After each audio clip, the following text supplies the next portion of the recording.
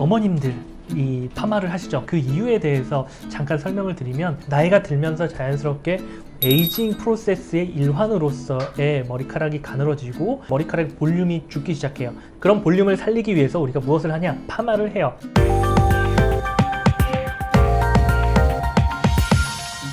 안녕하세요. 자신감을 심어드리는 모아만 의원 원장 김대영입니다.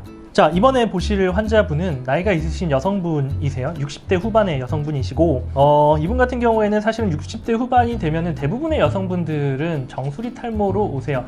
원래 여자분들 같은 경우에는 헤어라인이 밀리지는 않아요. 근데 이분 같은 경우에는 헤어라인으로 고민을 하셨고, 원래도 헤어라인이 좀 M자가 있으신 분인데 그거를 내가 커버하고 싶다라고 오셨어요.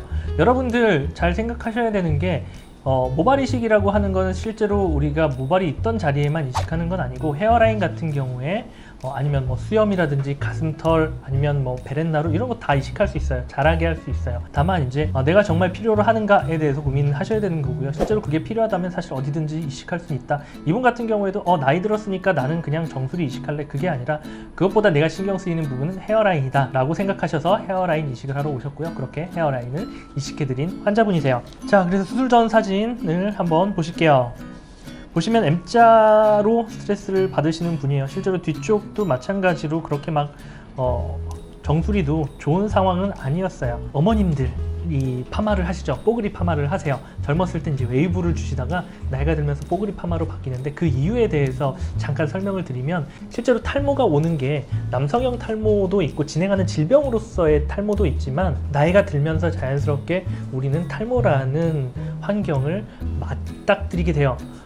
흔히 얘기해서 에이징 프로세스의 일환으로서의 머리카락이 가늘어지고 밀도가 떨어지는 부분들이 생기는데요. 그렇게 되면 머리카락이 가늘어지기 때문에 머리카락 볼륨이 죽기 시작해요. 정수리 탈모에서 가장 먼저 우리가 인식할 수 있는 변화 중에 하나는 볼륨의 감소예요. 머리카락이 가늘어지면서 가는 머리카락이 이제 중력에 의해서 힘을 받는 구조물이 철근이 얇아지니까 더 깔아앉게 되는 거죠. 그렇게 해서 볼륨이 죽게 되고요. 그런 볼륨을 살리기 위해서 우리가 무엇을 하냐? 파마를 해요. 아무래도 우리가 직선형 구조물은 힘을 잘 못 받고요. 곡선형으로 다리를 아치형으로 놓죠. 그게 가장 힘을 잘 받는 구조물이다 라고 이야기를 하고요. 머리카락도 그렇게 곡선으로 말아놨을 때 어느 정도 볼륨감을 잘 유지할 수 있다 라고 생각을 하시면 돼요. 그래서 자연스럽게 탈모가 있으신 분들은 파마를 하시게 되고요. 반대로 그러면 우리가 나이가 젊음에도 불구하고 파마를 했다 라면은 탈모를 한번 의심해 봐야 돼요. 왜냐면 나도 모르는 사이에 정수리 볼륨이 빠지면서 미용실에서 이렇게 권유를 해드리거든요. 파마를 하면 조금 더 볼륨이 사실 수 있을 것 같아요. 여자분도 그렇고 남자분도 그렇지만 탈모가 오면서 머리 스타일 파마를 하시는 경우들이 굉장히 많아요. 반대로 내가 파마를 해야만 볼륨이 산다 라면은 그냥 방치하지 마시고 탈모인가 아닌가 확인을 하는 절차는 필요하겠죠.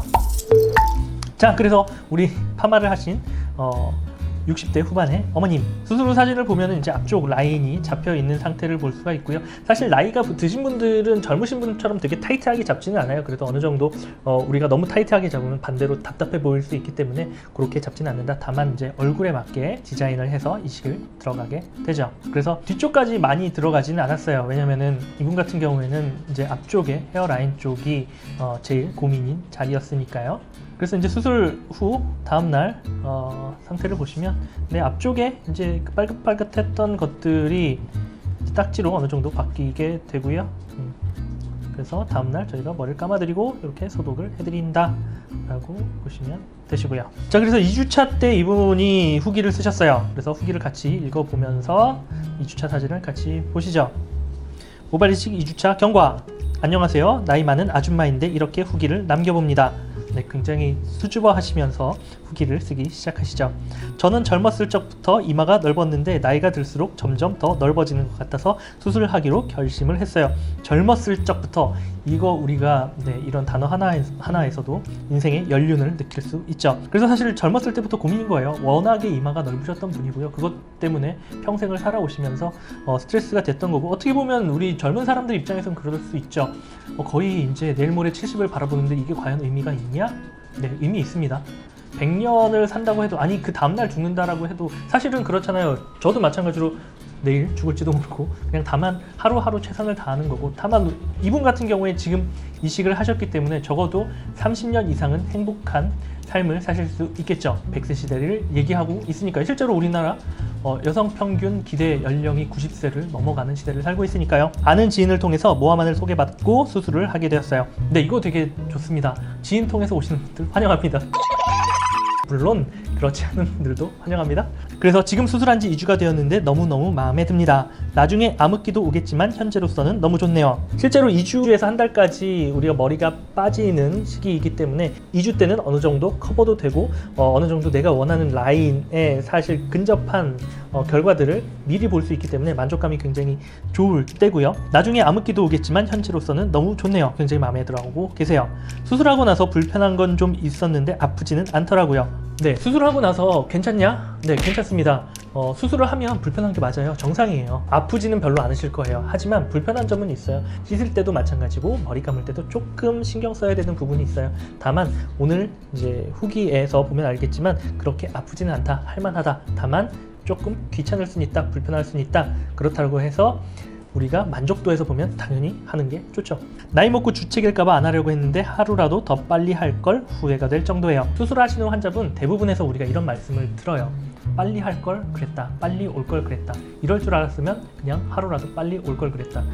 실제로 우리가 모발 이식이 대개는 적어도 짧아도 한 1년에서 2년은 고민하세요. 왜냐면 죽고 사는 문제 아니거든요. 그리고 이분 같은 경우에도 60년간 이렇게 살았는데 나 그냥 살면 되지 라고 생각하실 수 있어요. 근데 그럼에도 불구하고 했을 때 경과가 굉장히 좋다. 그리고 거기에 대한 만족도는 우리가 다른 인생에서 돈을 쓴다고 했을 때 어떤 것보다는 굉장히 좋은 축에 만족도를 주기 때문에 일단은 시도해 보시는 걸 저는 개인적으로 추천을 드려요. 모발 이식 수술이 굉장히 어렵거나 위험한 수술이 아니기 때문에. 아니면 적어도 와서 상담이라도 받으세요. 상담 받아보시고 내가 뭐가 진짜 스트레스였는지, 아니면 내가 진짜로 앞으로 더 진행할지 안 할지, 뭐 탈모냐 아니냐, 이건 사실 굉장히 중요한 문제이기 때문에, 물론 탈모가 아니어도 이분처럼 용기를 내서 오시면은 인생에 어느 정도 내가 원하는 해답들을 조금씩은 얻어갈 수 있다라고 생각하시면 되시고요.